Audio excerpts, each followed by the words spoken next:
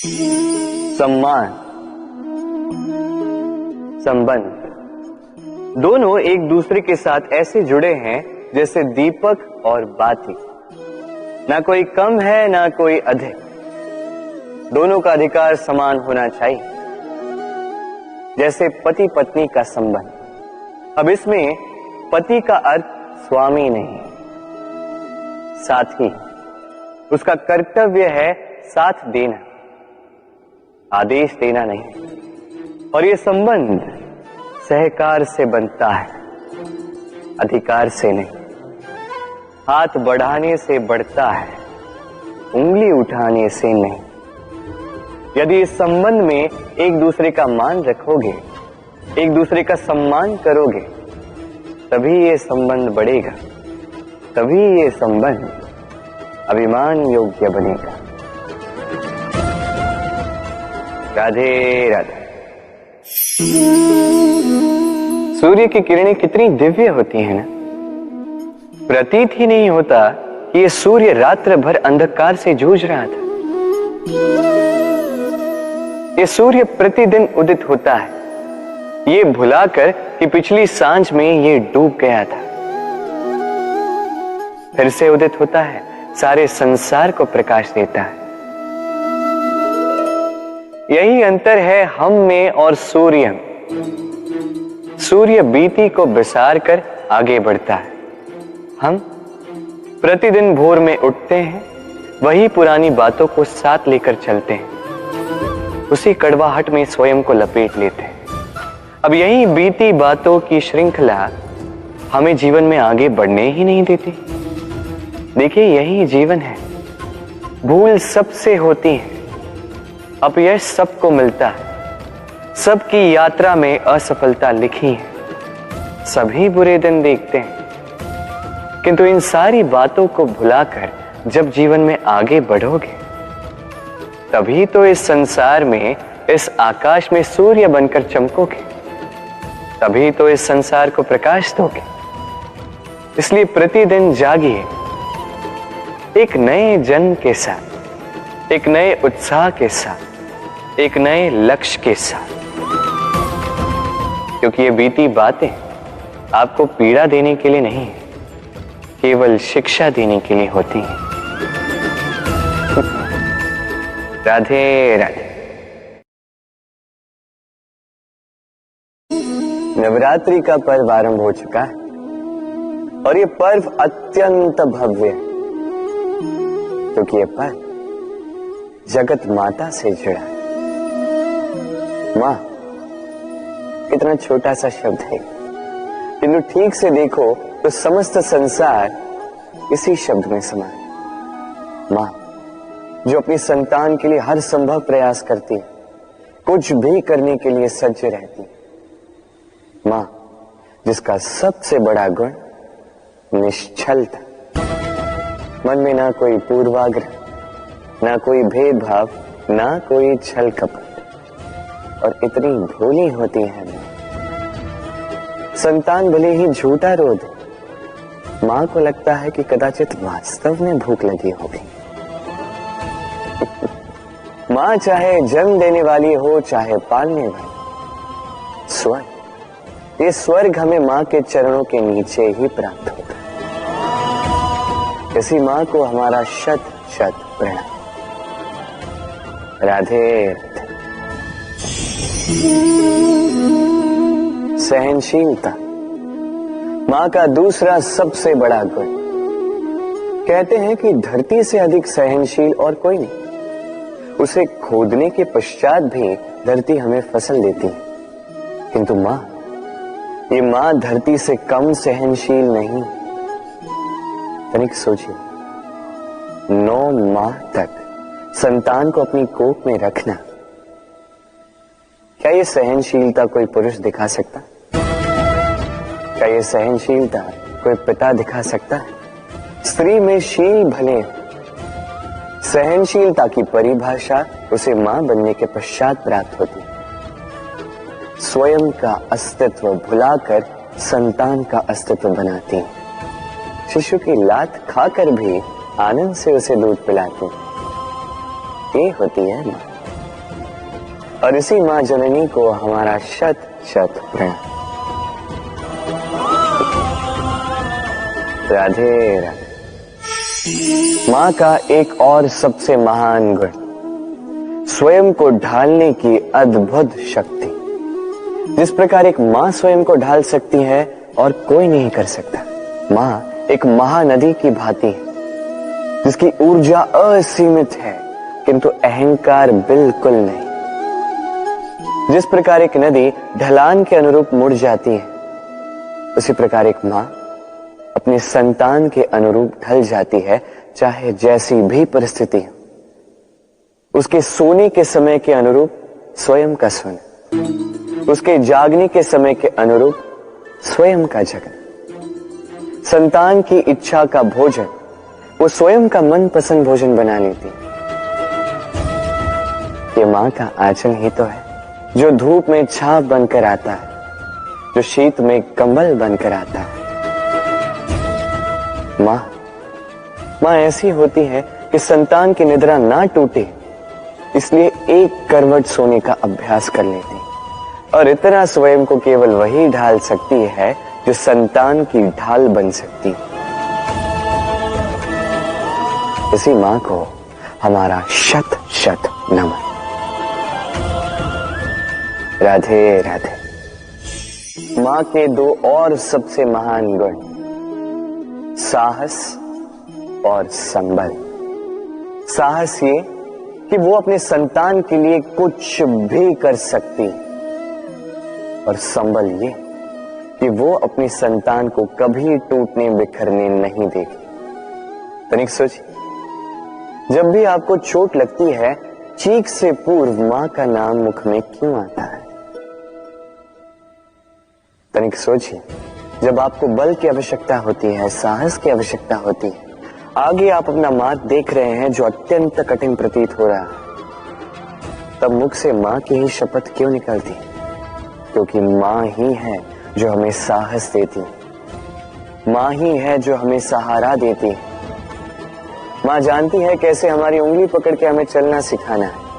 मां ये भी जानती है कि कैसे कान पकड़ के हमें उचित मार्ग पर लाना है। इसी साहसी मां को हमारा शत शत नमन। राधे राधे। कभी आपने सुना है हिरणी सिंह से बचने के स्थान पर उससे जाके लड़ पड़ी? हिरणी ने सिंह पर आक्रमण कर दिया। कभी सुना है? कभी नहीं। किंतु ऐसा हो सकता है, ऐसा होता भी है, और ये होता तब है जब हिरणी के शावक संकट में हो। जब उन्हें सिंह से प्राणों का संकट हो, तब हिरणी भी आके सिंह से लड़ पड़ती है, उससे भिड़ पड़ती है, क्योंकि वो मां है और मां अपनी संतान के लिए कुछ भी कर सकती है। ये ममता है, ये जितनी कोमल हो सकती है उतनी ही कठोर भी हो सकती है, और अपनी संतान के हित के लिए वो क्रोध की पराकाष्ठा पार करते हुए अपनी संतान की सुरक्षा करके ही रहेगी। और इसीलिए तो मां संतान के जीवन की सबसे बड़ी ढाल कहलाती। इसी मां को हमारा शत शत नमन। राधे राधे। करुणा, करुणा वो भाव है जिससे संसार के सारे भाव जन्म लेते हैं, और ये समस्त संसार ये मां से जन्म लेता है। मां वो व्यक्ति है जो करुणा का सागर है। संतान को देखकर ही समझ जाती है कि उसकी विडंबना क्या है, उसकी आवश्यकता क्या है।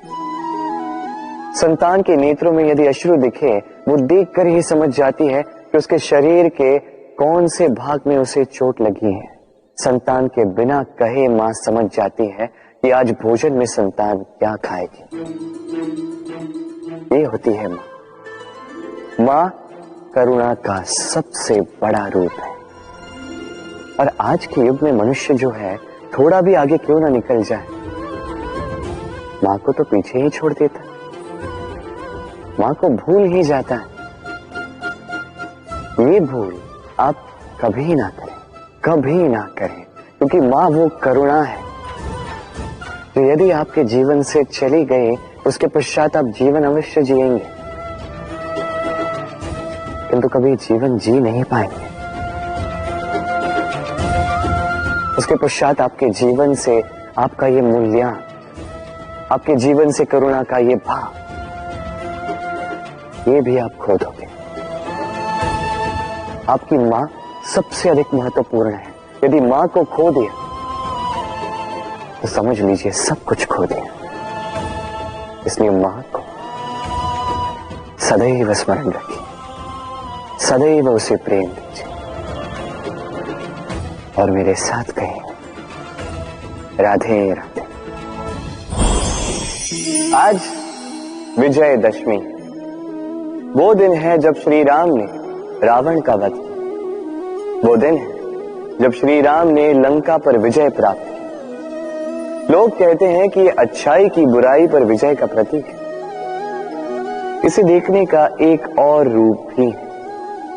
जी हां, ये प्रेम के विजय का भी प्रतीक है। ये परिवार के विजय का भी प्रतीक है।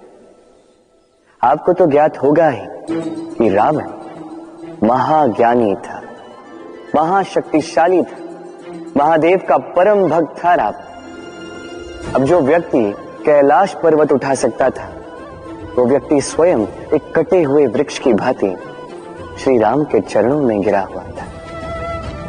क्यों?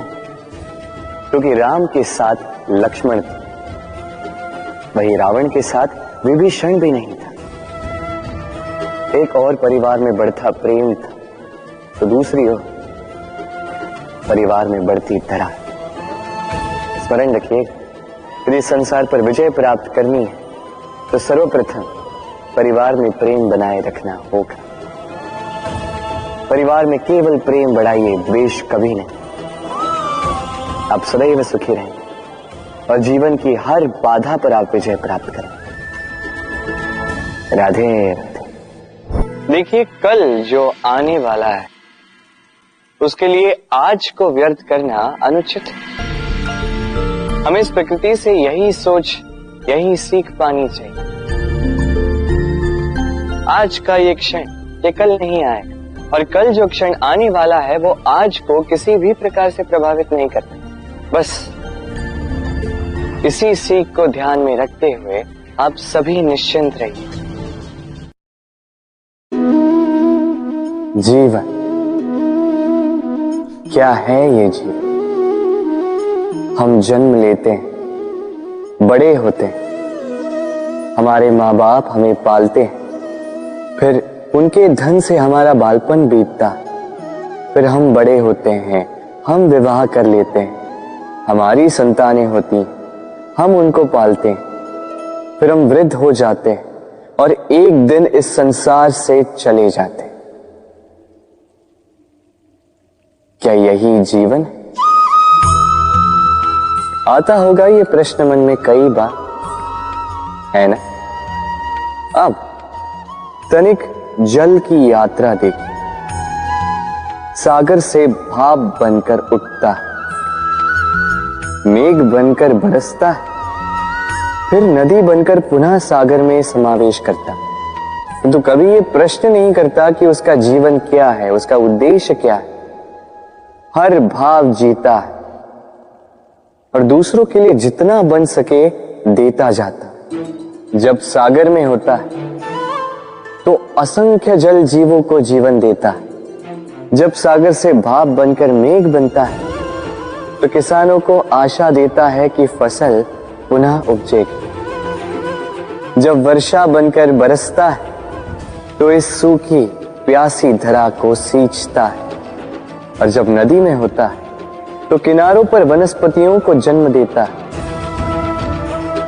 तो सोचिए, क्या जल कभी ये सोचता होगा कि उसका जीवन क्या है, उसके जीवन का उद्देश्य क्या है? नहीं, वो बस अपना धर्म करता जाता और जितना हो सके सबको आनंद देता जाता। इसलिए जीवन में कभी ये प्रश्न मत कीजिएगा कि ये जीवन क्या है, इस जीवन का उद्देश्य क्या है।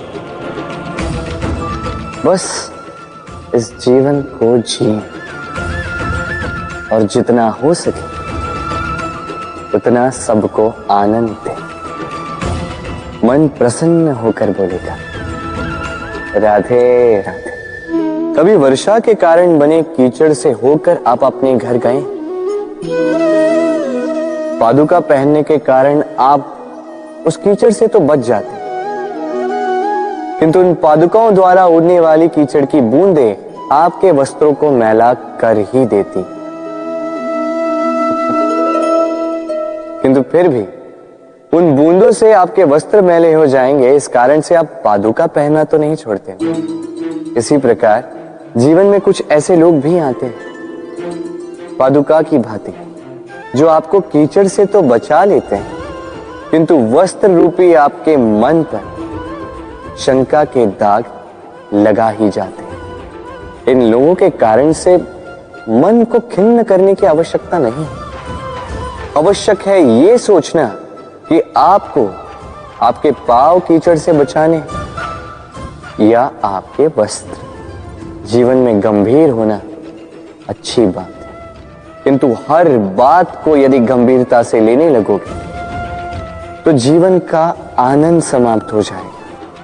ये संसार अनित्य है, यहां पे ऐसा कुछ भी नहीं जो सदा के लिए जीवित रहेगा। तो जब तक ये जीवन है, संतोष और आनंद से जिए। स्वयं पर छिटकने वाले कीचड़ पर ध्यान ना दें, बस आनंद बांटते रहें। मन प्रसन्न होकर बोले राधे राधे। व्यक्ति को जब अपने प्रेम को खो देने का भय होता है तो वो अपने प्रेम को इतने कस के पकड़ कर रखता है कि प्रेम को ही पीड़ा होने लगती है। प्रेम पा तो लेता है,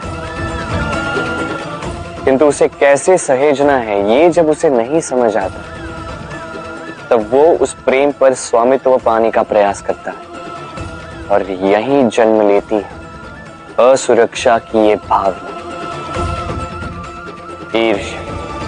जब एक लंबे वियोग के पश्चात दो प्रेमी एक दूसरे से पुनः मिलते हैं तो सबसे पहला भाव जो उनके मन में आता है वो ये कि कैसे एक क्षण के लिए भी अपने प्रेमी को स्वयं से दूर न जाने दो, कैसे अपने जीवन का एक एक क्षण अपने प्रेमी के साथ बिता।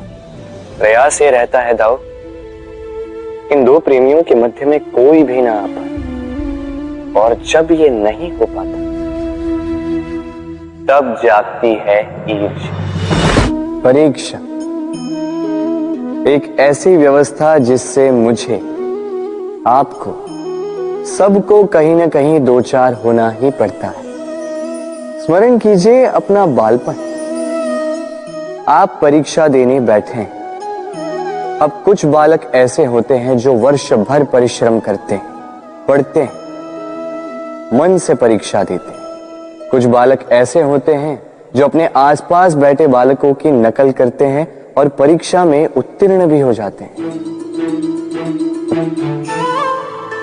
बुरा लगता है ये सोचकर कि कोई बिना किसी परिश्रम के परीक्षा में उत्तीर्ण कैसे हो सकता है, किंतु स्मरण रखिएगा, जो नकल करते हैं वो परीक्षा में उत्तीर्ण हो सकते हैं, सफल नहीं, क्योंकि वो नकल करते हैं बिना प्रश्न को समझे, बिना उत्तर का तरीका निकाले। यही हमारे साथ भी होता है। हम हमारे जीवन में दूसरों को देखते हैं, उनकी नकल करते हैं, उनकी भांति बनने का प्रयास करते हैं, किंतु ना हमारे जीवन में सफलता आती है ना आनंद आता है। क्यों? क्योंकि हम एक विशेष बात भूल जाते हैं कि प्रत्येक मनुष्य का व्यक्तित्व भिन्न होता है। आप दूसरों की नकल करके अपना जीवन व्यतीत कर सकते हैं, किंतु यदि अपने जीवन में सफलता लानी, यदि अपने जीवन में आनंद लाना है, तो स्मरण रखिए, स्वयं के प्रश्नों का उत्तर जीवन में स्वयं को ही खोजना होगा। राधे राधे। मनुष्य को जब सफलता मिलती है तब उसमें जागता है अहंकार। और ऐसे में मनुष्य अक्सर एक बात भूल जाता है, झुकना। सोचता है कि मैं किसी के समक्ष क्यों झुकूं? और ऐसा इसलिए होता है क्योंकि मनुष्य एक महत्वपूर्ण बात भूल जाता है कि संसार में, इस जीवन में उसने जो भी प्राप्त किया है, झुककर प्राप्त किया। बालपन में चलना सीखा तो इस धरा पर झुककर, गिरकर। बड़ों का आशीष लिया तो झुककर। किसान को फसल काटने के लिए झुकना पड़ता, कुएं से पानी निकालने के लिए पात्र को झुकना पड़ता है। भगवान से आशीर्वाद प्राप्त करने के लिए उनके समक्ष झुकना पड़ता है। आंधियों में वृक्ष सुरक्षित कैसे रहते? झुककर। सम्मान कैसे पाया जाता है? झुककर। किसी के समक्ष झुकने का अर्थ स्वयं का आत्मसम्मान खो देना नहीं, उसका अर्थ होता है विनम्रता। हम मनुष्य हैं और इस आकाश की ऊंचाइयों तक पहुंचने के लिए हमें किसी पक्षी की भांति पंखों की आवश्यकता नहीं। बस जितना झुकेंगे उतना ही ऊपर उठेंगे। राधे राधे। आप इस संसार में ऐसे कई लोगों को जानते होंगे जिन्हें आप स्वार्थी मानते हैं, जो आवश्यकता पड़ने पर ही आपको स्मरण करते हैं, अन्यथा वर्षों तक कहीं दिखाई भी नहीं देते। किंतु जैसे ही उनकी आपके सहायता की आवश्यकता पड़ती है, हाथ जोड़कर आपके सामने सज्ज रहते।